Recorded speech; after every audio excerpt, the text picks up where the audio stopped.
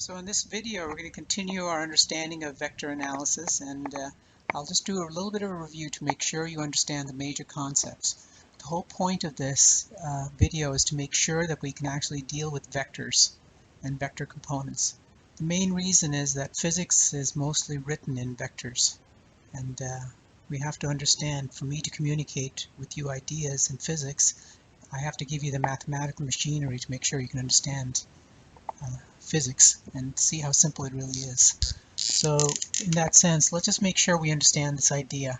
So in the last video, right, you must have seen that our directions of east and north and south and west are abbreviated by a vector I, symbol I with a hat, a cap, it's called I hat. And there's a J with a little hat, and this is called J hat.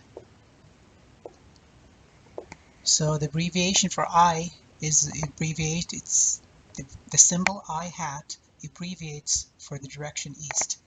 And if I have a direction west, then we say this is minus I hat, and south is going to be minus J hat. They represent direction. So if somebody says that we traveled 2 meters east and 3 meters north, we want to abbreviate this and say that this is really 2 for meters, 2 meters, I for east, and it's just a plus sign. So this plus symbol doesn't mean anything. It literally does not mean anything in physics or math. It's just a placeholder saying that you're taking these two objects and adding them together and getting something, but it doesn't physically mean anything. It just is just a placeholder. For in this case, right, it happens to be and. So this is for the symbol and this is now 3J. So instead of writing this, we've abbreviated this by a vector, and we denote a vector already. So we usually draw a little arrow above the symbol to say this is 2I and 3I. So the next question is, well, before we do that, so we have to make sure you understand. So this should be a review that if you travel 2 meters east, 1, 2, this is the east, and then you travel 1, 2, 3, you're at this position right over here. Maybe I didn't do a good job in drawing it out. But 1, 2, and 3, so this is our north, and this is our east, and this is, so 2 meters this way, so I went this way, and I went up. And that represents an arrow drawn tip to tail. If you remember the videos, right, the earlier videos, this is a tip to tail drawn from the tail of one vector to the tip of the final vector that you're adding. And so the question is that really equal to 3J plus 2I? Is this the same? Is this vector the same as 3J plus 2I? Well, let's think about it. This is really saying, so what I'm saying, right, in English, this is actually saying 3 meters, oops, my mistake. J is for north, so it's not east. So this symbol that I'm contracting this whole English terminology is 3 meters north and 2 meters east. Do you get to the same point?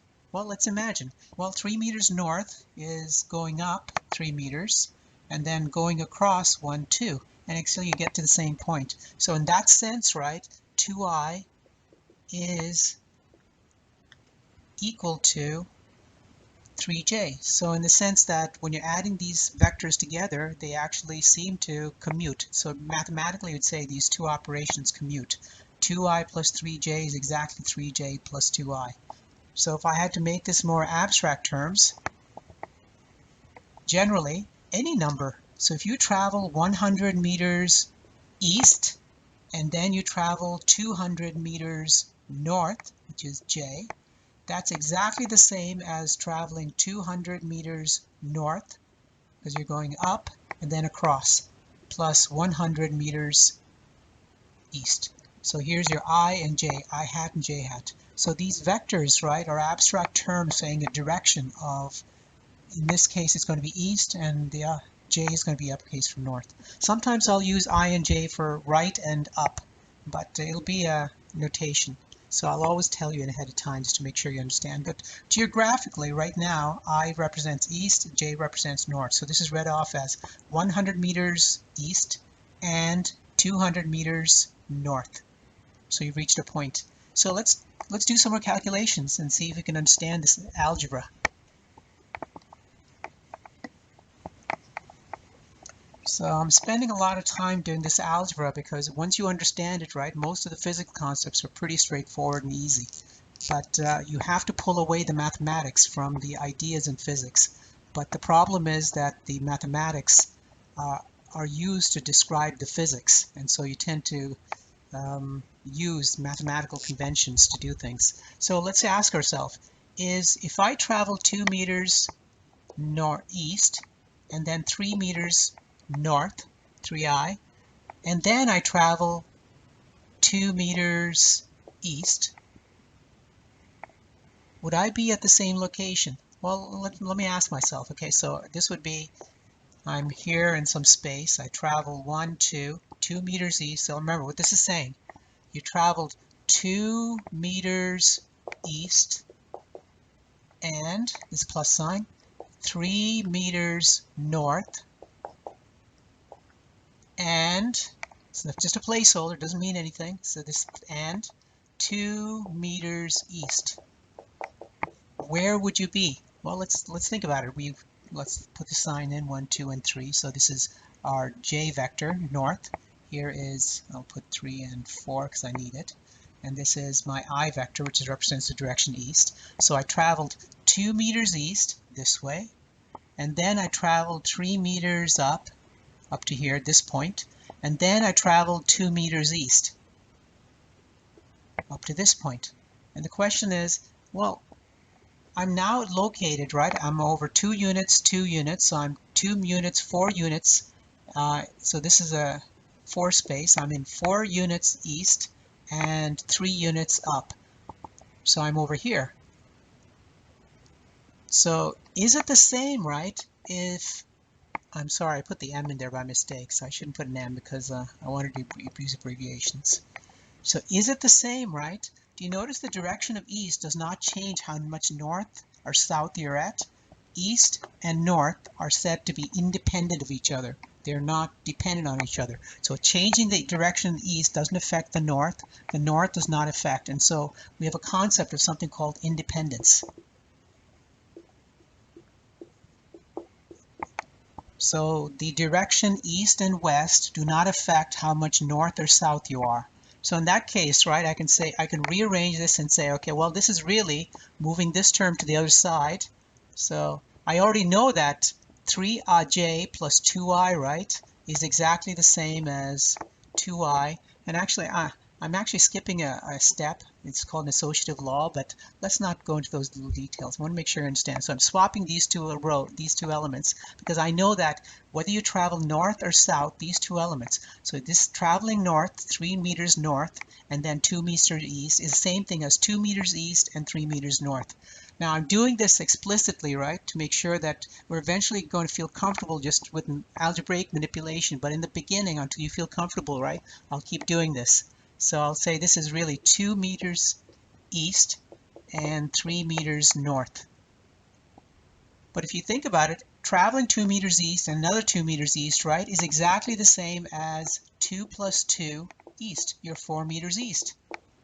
We're actually constructing an algebra. Notice the process of like changing these elements, and then I can only add elements of the same type, which are basically east directions, and J types soon. I'll show you that in a sec. So where are we? We are located 4i plus 3j, which is 4 meters east and 3 meters north. So here we are. We're at that point, 4 meters east and 3 meters north. So let's try it again. Let's make sure we understand this. So the idea is that you can rearrange these elements, right, in any order you want, and most likely, and once you rearrange them, we can factor out the I, saying that the direction east is exactly the same thing as traveling 2 meters east, and then traveling 2 meters east is 4 meters east. So 2i plus 2i, we're actually saying that this is really 2 plus 2 east. And this is actually called a distribution law. If you're wondering in mathematics, they call this a distribution law, saying if you travel east, 2 meters east and 2 meters east is really 4 meters east. That process of pulling out the eye is actually a mathematical concept, and we give it a name. It's called associativity. I'm sorry, not associativity, distribution. This is called the distribution of real numbers over the vectors. Okay, so this is a distribution law, and it's one of the fundamental laws of vector spaces. But understand where everything's coming from, so that if you haven't, most of you have never seen this before, and usually it's not really fully discussed in most math classes and physics classes.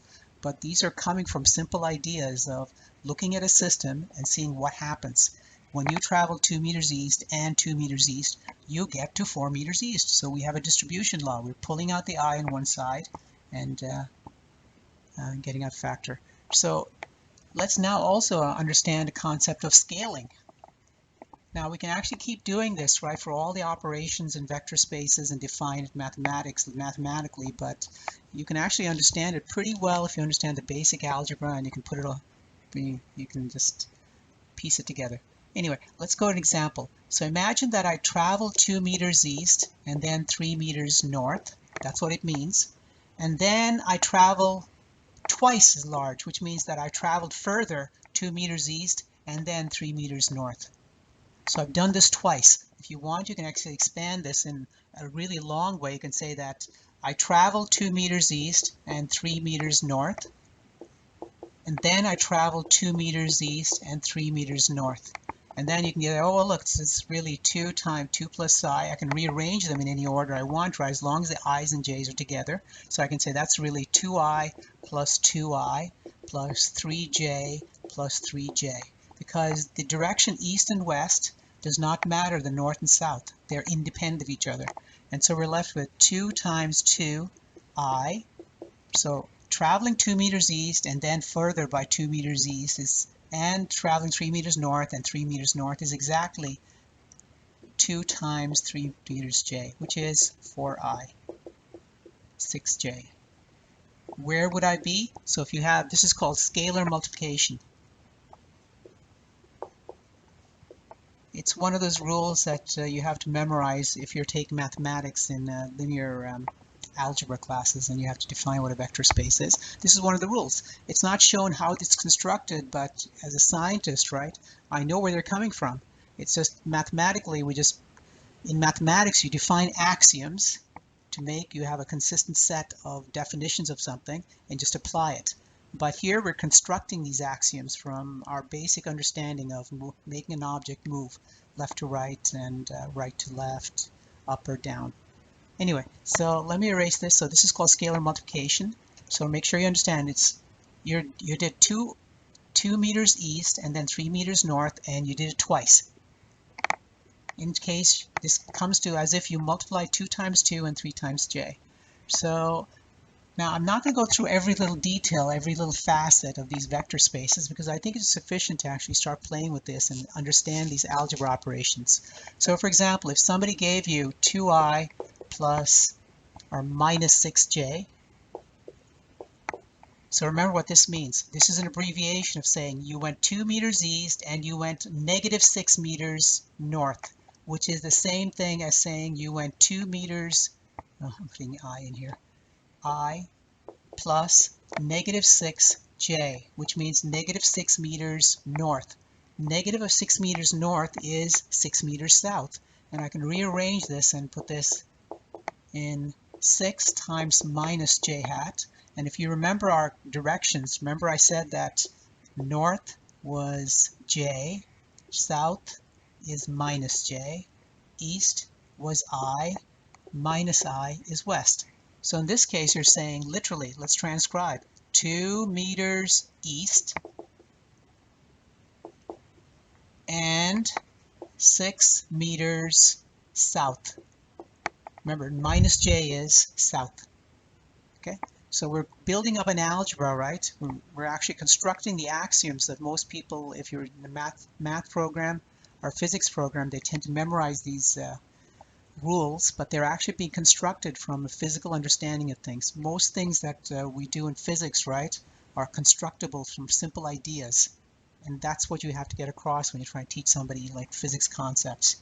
So once you start constructing this algebra, then we can start doing more complicated calculations. Instead of actually writing in words, we can just manipulate things. So for example, if somebody asked you, what is 3 times 2i minus 6j